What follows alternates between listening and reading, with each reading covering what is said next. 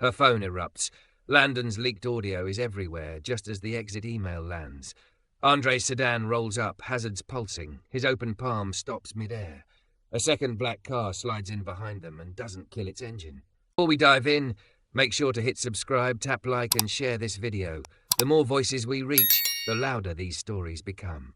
And drop your city in the comments. Let's see where love finds us. Under the grey slice of morning, the car arrived at exactly 7. Sera stepped out of the lobby with her hair pulled into a low, decisive knot, the bone-white blazer back on like armour over a body that still felt like a bruise. Her heels clicked once, twice, then softened as she slid into the back seat. Lemon clean, cedar, quiet. The world outside was honking and late. Inside it wasn't.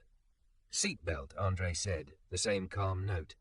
He lifted his hand where she could see it, an open palm before he touched the console.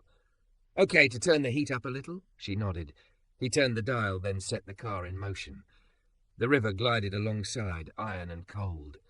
"Hospital first," she said, "then downtown. The board moved the meeting." "I'll get you there," he said. "If you want air, 2 inches on your window works well in the morning." 2, she said. The hum of the motor and the rain and the wipers synced to a rhythm she knew now. In for 4, hold 2, out for 6. She didn't have to count aloud. He didn't either. The car remembered for them both. Her phone vibrated. She read her sister's message. "We're already checked in. Mom's cracking jokes about the gowns." The second message landed like a small mercy, a photo of their mother making a face, eyebrows up. Sera smiled without meaning to. The smile hurt. It also helped. "Good sign?" Andre asked, eyes on the road. "She's trying to make it easier for us." Sera swallowed. "She always did that." "Some people carry the room for everyone else," he said. "You don't realize it until they set it down." The hospital rose, a stack of glass and steel pretending to be certainty. He pulled beneath the canopy and put the car in park. "I can circle," he said, "or wait in the short-term lot. Your call." "You don't have to wait." "I know," he said. "If you want the same ride back out, tell me how long and I'll be where you can see me." The offer steadied her more than it should have. 30 minutes? Maybe 40. "I just want to sit with her before they wheel her in." "Text the app if you need longer," he said, hands still where she could see them. "If I can't stay, the app will swap me out. But if I can, I will." Sera breathed, opened the door, and stepped into the antiseptic brightness. The elevator smelled like disinfectant and worry. Her heels clicked along a corridor where night shift slowed and day shift sharpened. She followed signs to pre-op and found her sister, Maya, reading aloud from the hospital brochure in a dramatic voice while their mother rolled her eyes.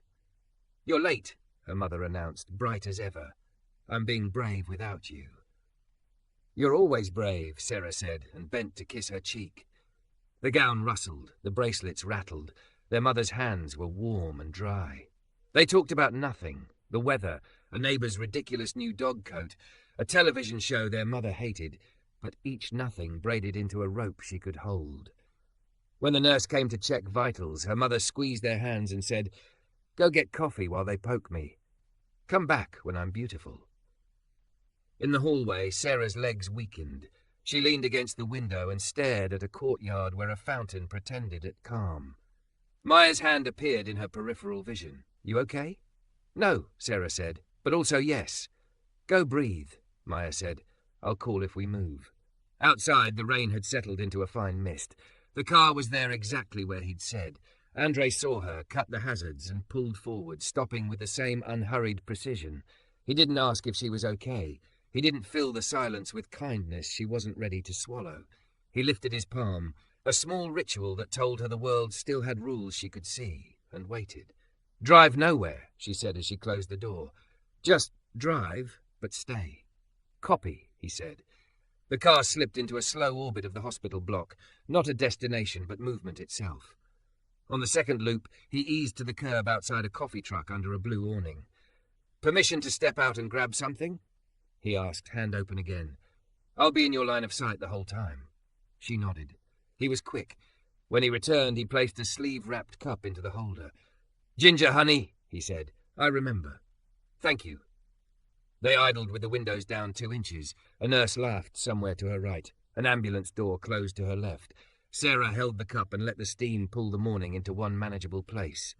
Tell me something true, she said suddenly. Not about me. Andre considered. My sister calls me when she's about to say something she's afraid will make me think less of her, he said. She starts with, please hold me in the best story you have of me while I tell you the worst one I have of myself. I try to do that for passengers too, in a way. Hold them in their best story until they can breathe again. Sera stared at the rain moving across the windshield like an animal's fur in the wind. That's absurdly kind. It's practical, he said. People drive better forward. Her phone buzzed. A text from Maya, 10 minutes. Another from the board chair. Emergency vote moved to 10:30. Need your presence. Her stomach knotted. She typed back to Maya, front doors in 5. She typed nothing to the chair. They're taking her soon, Sera said. I'll be back at the canopy, he said. You'll see me. When she reached the entrance, he was. She climbed out. Thank you for staying. It's part of the ride. Pre-op looked smaller, with the gurney waiting like a sentence. Their mother made another joke. The nurse clipped a plastic flower to her IV pole. Sera's hands shook when she tucked the blanket. In for 4, Andre had said. She breathed. Hold 2. She breathed again. Out for 6. They were down the hall when her mother called. Hey, Serafina, I have loved being your mother. Go be more than brave. Be kind. The words landed like a blessing stitched with a dare. Sera didn't cry until the doors swung shut. Maya folded her into a hug. Downtown? Maya asked, glancing at Sera's blazer, at her phone glowing with the board's insistence. I hate that the world doesn't stop, Sera whispered. It never does, Maya said. But you can. Sera nodded, wiped her face and texted the app, Downtown. When she walked out, the sedan glided up like an answer. Office, she said, breathing around the stone in her chest. They pushed a vote. Do you want to win? He asked gently as the city thickened around them. What kind of question is that? The kind that helps me choose how to drive, he said. Fast and sharp gets you armor. Slow and smooth gets you spine. She thought of her mother's voice. Be more than brave. Be kind. Spine, she said. He took the river road again, not because it was shorter, but because it carried a rhythm that didn't demand. She scrolled through the agenda, the betrayals wrapped in polite grammar. When her breath shortened, he cracked her window 2 inches, and she didn't have to ask.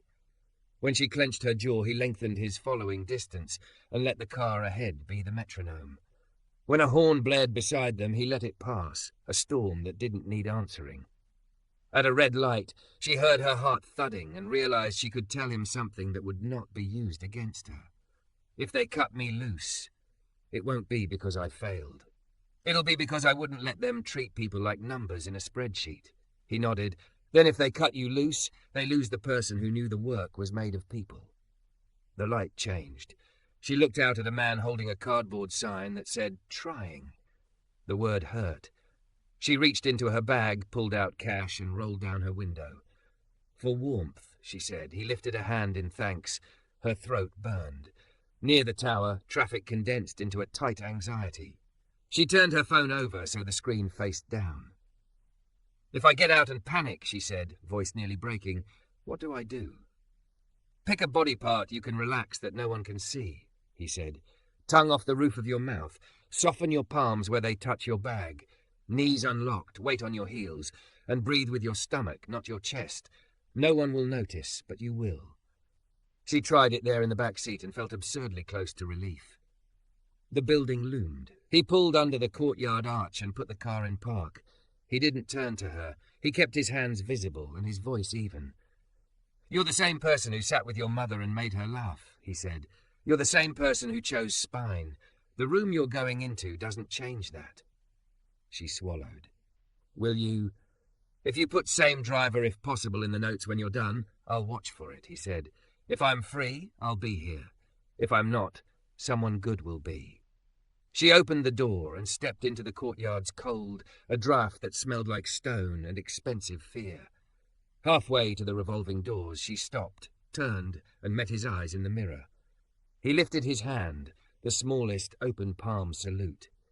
She nodded once, then pushed through the glass into the room that had never known how to hold her. The boardroom had always felt like a courtroom with better chairs. Today it felt like a throat. The glass walls magnified everything. Breaths, blinks, the tiny squeak of a pen cap coming off. Sera took the seat at the end of the table that used to thrill her. It did not thrill her now. Tongue off the roof of your mouth, she remembered. Knees unlocked. Weight on your heels. She slid one hand to her lap and softened her palm against the fabric of her skirt until the tendons in her wrist stopped strumming. "Thank you for joining on short notice," the chair began. His smile was laminated. On the screen, a slide read emergency vote.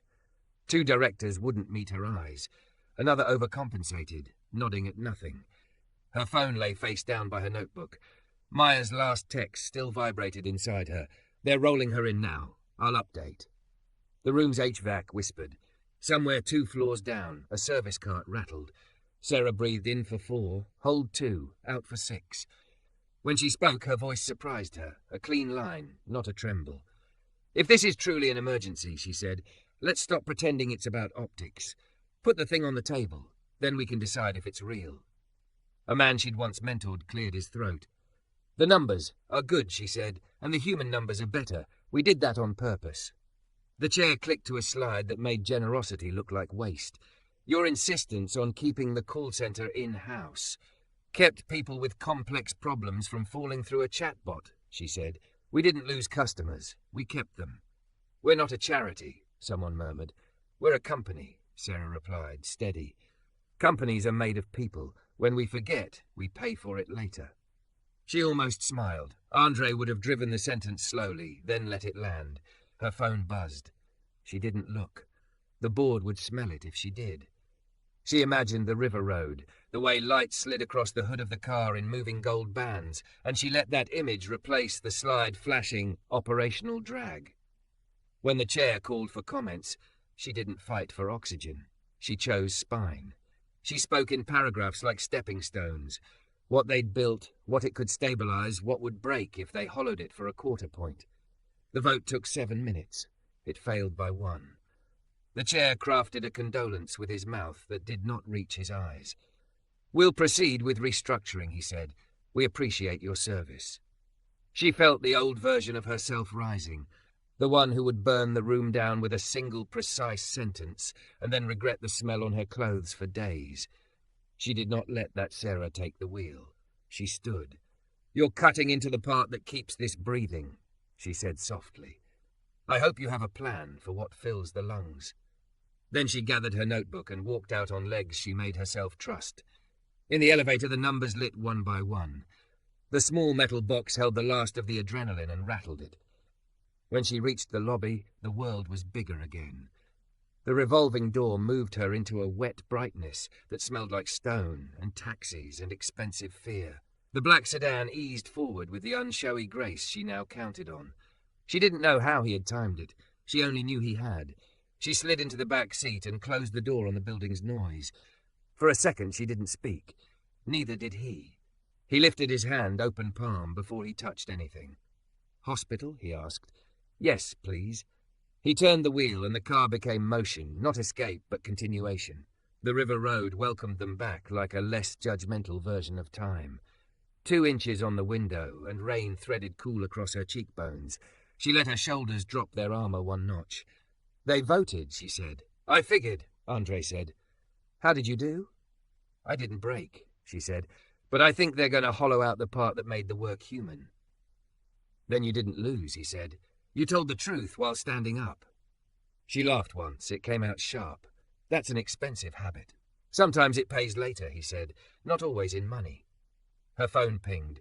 She grabbed it like a catch in a dark room. "In OR, surgeon says she's strong." The words blurred. She pressed the phone to her sternum, sure it would melt through. "I'm going to sit with Maya. Then, I don't know." "Plan for the next 10 breaths," he said. "We can map the rest after." They fell into a quiet that wasn't empty. The wipers kept time.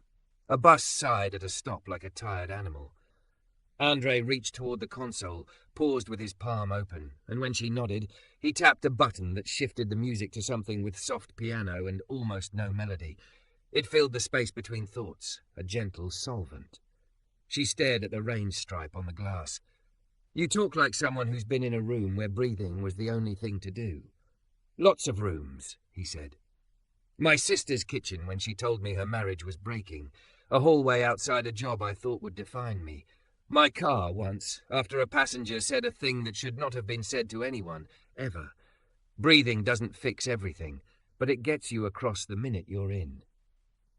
The car turned beneath the hospital canopy, hazards blinking like a quiet heartbeat. "Do you want me to wait?" he asked. "If it's possible," she said, clutching at the door handle, embarrassed by how young the need sounded in her throat. "If I have to move, I'll be where you can see me," he said.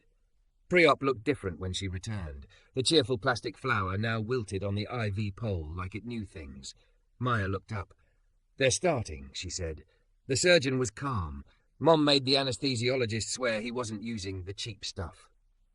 Sera sat, then paced, then stood at the window where a maple tree shook rain like a dog after a bath. The surgeon's briefing had been matter-of-fact that morning. Margins, risks, hours. Time stretched thin. She pulled in breath and traded it out. Her body knew the count now without numbers. She didn't realize she had her hand on her belly until Maya mirrored her. "You breathing like he taught you?" Maya asked. Sera nodded. "It helps." "He sounds good," Maya said, and let it be. 2 hours became 3. A nurse passed with a tray of tiny waters. Sera's phone vibrated, and both sisters lunged. Not the surgeon, Landon. A message.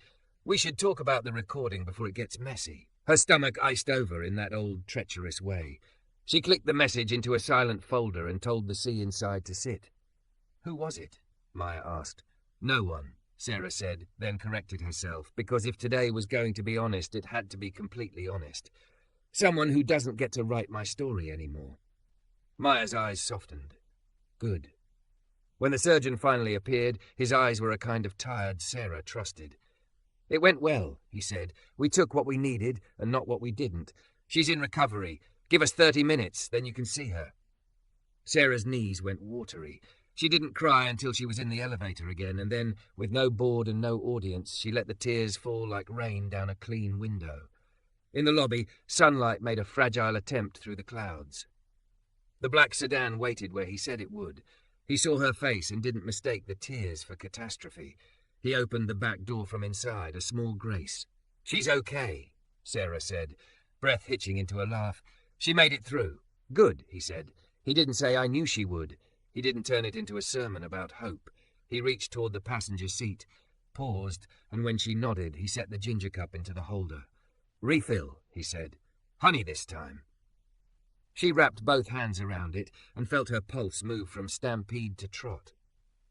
The hospital doors rotated visitors in and out. Someone outside shouted a name with relief. A child dropped a balloon and a stranger caught the string. "I lost the vote," she said, "but I kept something I didn't even know I was losing." "What was that?" "My way of being in rooms," she exhaled. "I forgot there was a version of me that didn't need to perform to deserve the chair." He angled his mirror so she could see her own eyes if she looked up. "Maybe the chair didn't deserve you," he said. She smiled at that in spite of herself. "Who are you, really, Andre? Besides a man who keeps ginger in a thermos and teaches strangers how to breathe." He considered. "I'm a brother, a son. I used to run operations for a courier company until I realized I was optimizing people into ghosts. I left. I like the feeling of getting a real person from somewhere not okay to somewhere more okay.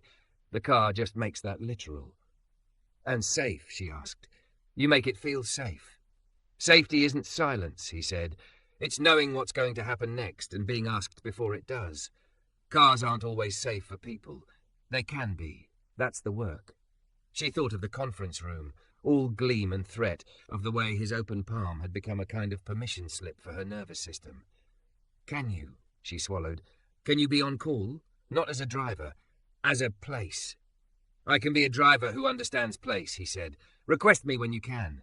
When you can't, practice anyway. 2 inches on the window, tongue soft, hands visible, to yourself if no one else. You can make a place in the worst rooms." Rain thinned to mist. Maya texted a heart and "She's in recovery," still complaining about the gowns. Sera laughed and felt the laugh change the room inside her. "Take me around the block," she said. "Once. Then back. I want to see her without my hands shaking." He pulled out, gentle as a violinist taking a bow from a case. They circled the same few trees and the same impatient taxis, and somehow the second loop was a new city. On the return, he braked under the canopy and waited. She didn't reach for the door yet. "I thought you were just my driver," she said, voice almost a whisper. "But you're where my breath remembers itself." He didn't turn, didn't ruin it with anything too big. "I'll be here when you're done," he said. "If I have to move, watch for the open palm." She stepped out, stood a moment under the hospital awning with rain beading her hair, thick and curvy and not pretending not to feel. Then she went in to sit beside her mother, the ginger still warm in her hands, and for the first time in weeks she knew where to place her heart. By morning, the rain had rinsed the city into a tired shine. Sera dozed upright in a recovery room chair, one heel on the floor, the other pressed against the chair leg like a brake she'd forgotten to release. Her mother slept with a faint snore that felt like proof. Ordinary, human, alive. Maya returned from the cafeteria with coffee and a lopsided muffin. "Nurse says Mom will nag us by noon," she whispered. A medical milestone. Sera smiled, the kind that tugged from behind her eyes. Her phone chimed. An email flagged urgent. She didn't have to open it to know. "Exit package meeting tomorrow," she said after skimming the first paragraph. "It's done." Maya winced, then leaned her hip against the windowsill. "You knew that elevator was going down." "I did." Saying it out loud cooled something inside. The room's machines hummed, neutral and faithful. Sera reached for her mother's hand, careful not to touch the cannula line. "I'm not empty," she said, surprised. "Sad, angry, but not empty." "That's because you didn't trade yourself to stay," Maya said. "There's life left for you that isn't a conference room." A knock. The nurse breezed in with the easy authority of people who do practical miracles. "Vitals solid," she said, checking numbers. "If you two are going to cry, please cry proud. It helps blood pressure." They laughed. It did help. By mid-morning, their mother woke fully, blinked at them and said, hoarse but playful, "What do a broken clock and a hospital gown have in common?" "They both show more than you asked," Sera answered, so relieved she could have shouted. Their mother squeezed both daughters' fingers with surprising strength. "My girls," she murmured, "keep choosing each other." When the anesthesiologist gave them a window to grab fresh air, Sera texted the app. The sedan pulled up under the canopy as if the building itself had ordered it. Andre lifted his palm, visible as always, before he touched anything. She slid into the back seat, and the smell of lemon and cedar loosened the invisible knot at the base of her skull. "How's your mother?" he asked, guiding the car into a slow loop so she could stay close. "Complaining about gowns," Sera said. "Apparently that's a good sign." "That's a great sign," she exhaled. "I got the exit email tomorrow morning." He nodded once. The car's motion matched a pulse she trusted now. "Do you want to go by the office today? Pack your things while the choice is yours." The thought hit like cold water. Then she saw the logic. "Yes, I want the room without them in it." He took the river road, 2 inches on the window, 2 inches of weather to remind her the world kept moving. She pressed her tongue off the roof of her mouth, softened her palms, breathed down into her belly. The tower rose, glass and mirrors and the old version of her face. "I'll park in the 30-minute zone," he said. "Text if you want me to come around to the loading dock. Sometimes it's easier to leave by a smaller door." Sera considered, then nodded. Smaller door. Upstairs, her office felt like a museum of a person she was done pretending to be. She moved quietly, selecting what was hers and only hers. 2 books with notes in margins, a photo of her and Maya at a county fair, a dull silver pen that had written one brave resignation for a friend who couldn't hold the pen themselves. She left the awards. She left the glass plaque with her name in frost. She pulled the plant from its pot, shook off excess soil, and wrapped the roots in damp paper towels like a kindness. When she looked up, Landon stood in the doorway, leaning the way men do when they think the doorframe is applause. "I thought you'd be here," he said, voice a shade too casual. "We should discuss the recording before it wanders." Sera set the plant down slowly. In for 4, hold 2, out for 6. She turned so the open floor and the river light were behind her. "No," she said even, not unkind. "We shouldn't." He lifted a brow. "You know how these things play. I'm offering to be an ally." "You were never an ally," she said, resting her shoulders against the bookcase. "You were a possibility I mistook for safety. The recording is yours. Do what you want with it. I'm done negotiating with ghosts." "People will talk," he he warned, as if the word people were a verdict. They already do. She lifted her hands, her own version of open palm, so he could see them empty. I'm not bargaining today. I'm packing a life. For once he had no clever line. He backed away, annoyed at his own smallness. When he was gone, Sera's legs trembled. She let them. Then she lifted the box, cradled the plant, and walked out. The loading dock door yawned onto air that tasted like rain and asphalt. The sedan slid into view, hazard lights winking a small, steady heartbeat.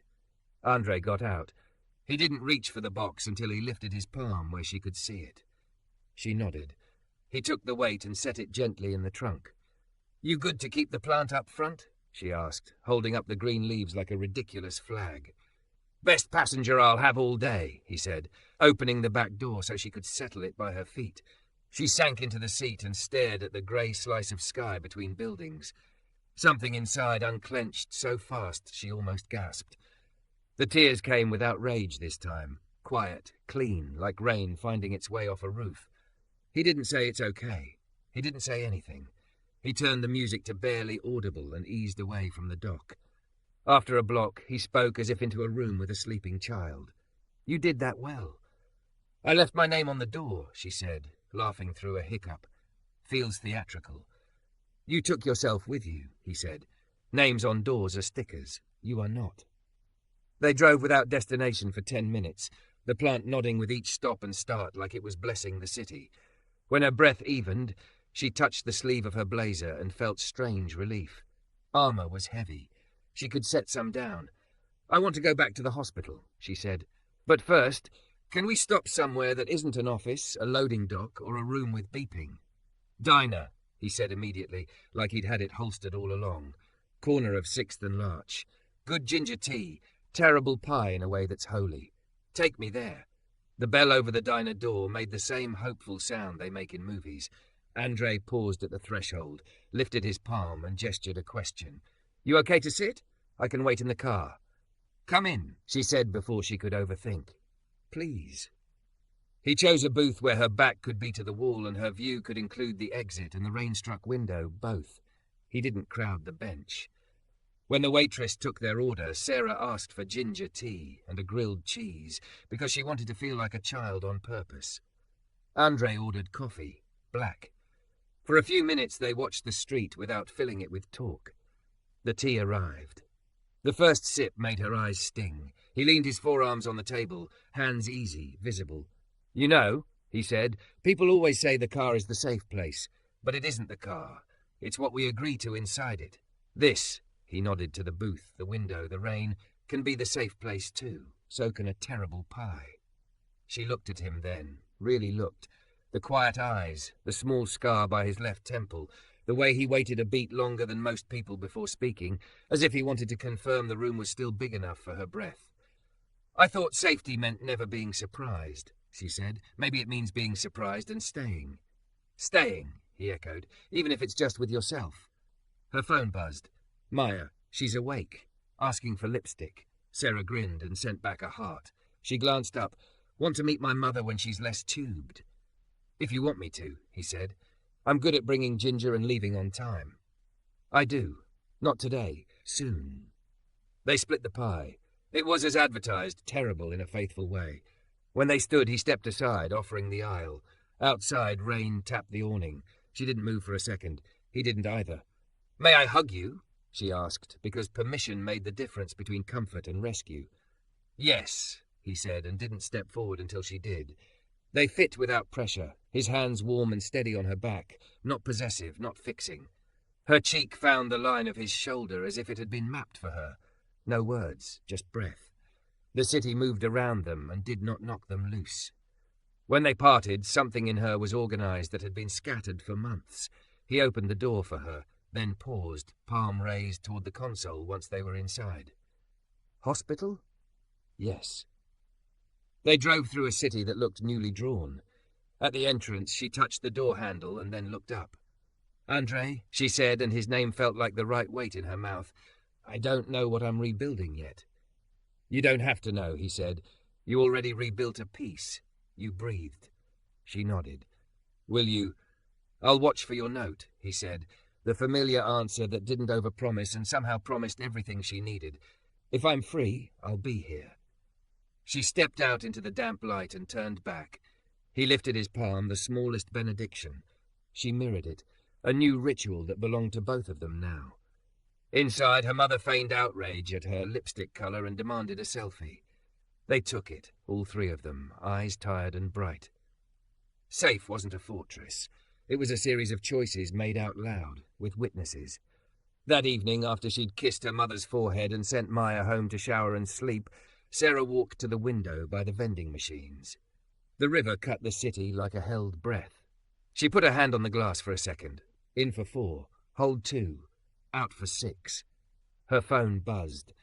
A new message from an unknown number, forwarded by the app from a driver note. I'll be at the curb at 9 if you need a loop. If you don't, breathe anyway. She smiled, slipped the phone into her pocket, and went back to the room where her mother slept, with the certainty of someone who decided to stay. Outside, a black sedan idled in a slow orbit, not the destination, but what made destinations reachable. She had thought he was just her driver. She had been wrong. He'd become the place where her nervous system let down its guard, where her spine remembered it could hold kindness without breaking. Tomorrow there would be meetings and boxes and news. Tonight there was breath, and a safe place that, miracle of miracles, moved with her.